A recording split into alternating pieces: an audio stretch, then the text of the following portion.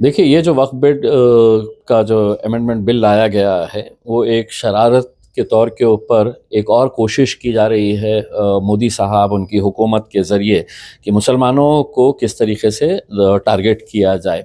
आप पिछले कुछ सालों का अगर इतिहास निकाल के देखेंगे, तो आपको ये लगेगा कि कभी बीफ के ऊपर एक कानून लाया जाता है, कभी ट्रिपल तलाक के ऊपर लाया जाता है, कभी सीए एनआरसी के ज़रिए हमें डराने की कोशिश की जाती है, कभी औरंगज़ेब को ज़िंदा किया जाता है, और अब ये वक्फ अमेंडमेंट बिल के ज़रिए ये मुसलमानों की जायदादें जो है, जो हकीकत तौर के ऊपर जो मुसलमानों की जायदादें हैं, सदियों से चली आ रही है, उसके अंदर हम किस तरीके से अपनी नाक खुसड़ सकते हैं, ये एक कोशिश की जा रही है। आज जब ये बिल टेबल किया गया, तो उस वक्त देश के जो माइनॉरिटी अफेयर्स मिनिस्टर है, उन्होंने टोटली मिसलीडिंग और मिस्चीवियस तरीके से देश को गुमराह करने की कोशिश की है कि एक तो ये बताया जा रहा था कि पहले हमको शियाओं को भी इसमें डालना है, हमको सुन्नी हमको बोहरी समाज को भी डालना है, महिलाओं को भी डालना है। ये ऑलरेडी प्रावधान है, लेकिन देश को गुमराह किया जा रहा है। बोर्ड्स के अंदर शिया कम्युनिटी का मेंबर होता है, मुतवल्ली कैटेगरी से होता है, बोहरी कम्युनिटी से कोई होता है।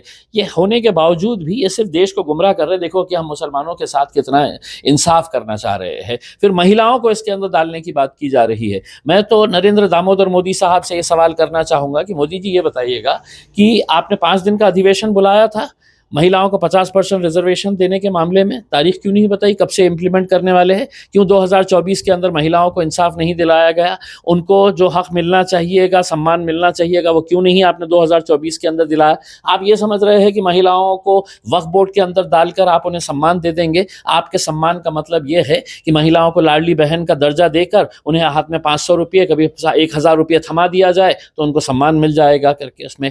और दूसरा ये है कि वक्फ बोर्ड के अंदर दूसरे जाति धर्म के लोगों को क्यों इंक्लूड किया जा रहा है? अगर इसी तरह से अगर आप दूसरे जाति धर्म के लोगों को वक्फ बोर्ड के अंदर डाल रहे हैं, तो इम्तियाज जलील को भी है तो शिरडी के संस्थान के अंदर डाल दीजिएगा, इम्तियाज जलील को पंढरपुर की मंदिर के अंदर डाल दीजिएगा, तिरुपति का जो बोर्ड है, वो तिरुपति के बोर्ड के अंदर इम्तियाज जलील को डाल दीजिएगा। नहीं, वहां पर रहेंगे तो पूरे हिंदू रहेंगे। सिखों का जब बोर्ड रहेगा तो उसके अंदर पूरे सिख रहेंगे। दूसरे जाति धर्मों का जो बोर्ड रहेगा उसके अंदर वही जाति धर्म के। सिर्फ आप ये कहना चाह रहे हैं कि हम दो इंटेलेक्चुअल नॉन मुस्लिम्स को इस बोर्ड के अंदर डाल रहे हैं। तो मोदी जी, आप ये मुझे बताइएगा कि मुसलमानों के अंदर इंटेलेक्चुअल लोग नहीं है कि आप उनको इस बोर्ड के अंदर शामिल करें? बस आपकी मंशा साफ है कि आप मुसलमानों की जो जायदादें हैं उसको किस तरीके से हथियाना, और ऑलरेडी ये जायदादों के ऊपर अगर देखा जाए तो 70 to 80% जायदादें जो है वो ऑलरेडी है, तो आपके अपने करीब के लोग जो है, जो आज आपको इस बिल के अंदर समर्थन कर रहे हैं, इनके लगवे भगवे जितने भी है, ये ज़मीनों के ऊपर यही लोग जाकर बैठे हुए हैं। बस उनको किस तरीके से प्रोटेक्शन देना, इसलिए ये बिल लाया गया है। दाना पानी बंद हो जाएगा ऐसा भी कहा जा रहा है। किसका दाना पानी? बिल के अंदर अगर मुस्लिम समाज का ऐसे ही बिल लाते गए। देखिए, मुसलमान समाज का दाना पानी ना तो नरेंद्र मोदी दे सकते हैं, ना अमित शाह साहब दे सकते हैं। हम जब इस दुनिया में आते हैं तो हमारा दाना पानी का इंतज़ाम हमारा ऊपर वाला करके भेजता है हमें। कितना खाएंगे हम, क्या खाएंगे, कैसे खाएंगे, कब जिएंगे, कब मरेंगे, इसका फ़ैसला हमारा ऊपर वाला करके भेजता है। ये किसी और को बताइएगा कि तुम्हारा दाना पानी ख़त्म हो जाएगा करके, हमारे लिए है तो ये दाना पानी की कोई फ़िक्र नहीं है। अरे हम तो वो कौम है जो 1 महीना भूखा रहते हैं उसमें, क्योंकि हमारे अल्लाह ने हमें बताया है कि तुम्हें 1 महीना है तो रमज़ान की पाबंदी करनी है करके। उस वक्त हम एक सादा घुट भी है तो छुपके से है तो हम पानी पीते नहीं है, थूक उंगलते नहीं है हम उसमें। तो आप हमको कहाँ से दाना पानी का है तो डर और खौफ दिखा रहे हैं? 5 सौगातों की बात की जा रही है जो इस बिल के बारे में। देखिए, एक तरफ से मारा जाए, दूसरी तरफ से लाड़ किया जाए, ये वैसी राजनीति अपना रहे हैं, क्योंकि इन्हें बहुत बड़े बड़े धक्के लगे हैं ये जो चुनाव के अंदर मिले हैं लोकसभा के इसमें। तो अब वो कभी रमज़ान के अंदर फूड किट बांटने की बात करते हैं, और दूसरी तरफ मुसलमानों की मॉब लिंचिंग होती है तो खामोश तमाशाई बनकर देखते रहते हैं। मुसलमानों को जब टारगेट किया जाता है तो बिल्कुल अनदेखी उसकी कर देते हैं, और दूसरी तरफ ये प्यार का सौगात, ये मोहब्बत का पैगाम, ये सब बड़ी बड़ी बातें हैं जिसमें है तो मोदी जी और उनकी पार्टी बहुत माहिर हो चुकी है। महाराष्ट्र में सबसे ज्यादा वक्फ की जमीन है। आप भी उसके मेंबरान रह चुके हैं, तो क्या बदलाव चाहिए या क्या क्यों ये बिल लाता जा रहा है, आपको ऐसा लगता है? देखिए, मैं आपको यही बता रहा हूँ कि मैं भी 5 साल है तो इस बोर्ड का सदस्य रह चुका हूँ। वक्फ बोर्ड का अगर कोई फैसला अगर होता है कि ये हमारी ज़मीन है और उसके ऊपर किसी को विवाद होता है तो वो ट्रिब्यूनल के अंदर जाता है। ट्रिब्यूनल का जब फैसला आता है तो कलेक्टर महाराज जो बैठे हैं, जो सरकार के नुमाइंदे होते हैं, वो ट्रिब्यूनल का फैसला मानने को तैयार नहीं है। कितने सारे ऐसे उदाहरण हम दे सके उसके अंदर। महाराष्ट्र के अंदर सबसे ज़्यादा ज़मीनें किसके पास है?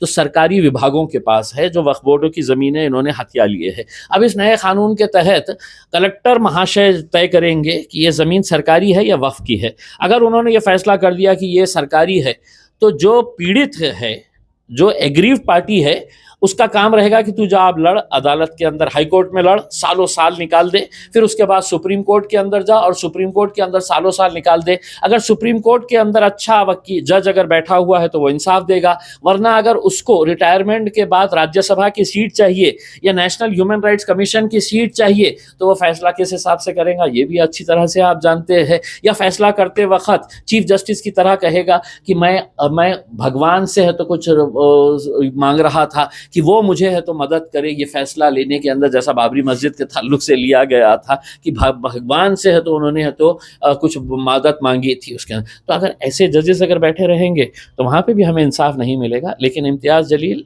और मेरे जैसे लाखों करोड़ों लोग ये लड़ाई रास्ते पर भी लड़ेंगे और सुप्रीम कोर्ट में भी जाएंगे, इस उम्मीद के साथ कि कम से कम वहाँ पर तो इंसाफ कुछ मिल जाए करके। दूसरा एक ऐसा सवाल है कि राज ठाकरे ने जो स्पीच दिया था मुंबई में कि औरंगजेब को हमने यहाँ की जो बच्चों को वहाँ लेके जाते हैं, ऐसा अगर ये सुझाव अगर इम्तियाज़ जलील ने दिया होता तो शायद मेरे घर के सामने है तो भगवा चोला पहन के है तो कितने जने आकर है तो नाचना शुरू कर दिए होते, उसमें देशद्रोही का सर्टिफिकेट लेकर फिर गए होते कि उसमें कि इम्तियाज़ जलील ने ऐसा सुझाव दिया है। देखिए, इतिहास अच्छा हो, बुरा हो, ख़राब हो, इतिहास के अंदर कुछ ख़राब हुआ होगा तो वो एक हकीकत है, उसको आपको मानना पड़ेगा उसमें।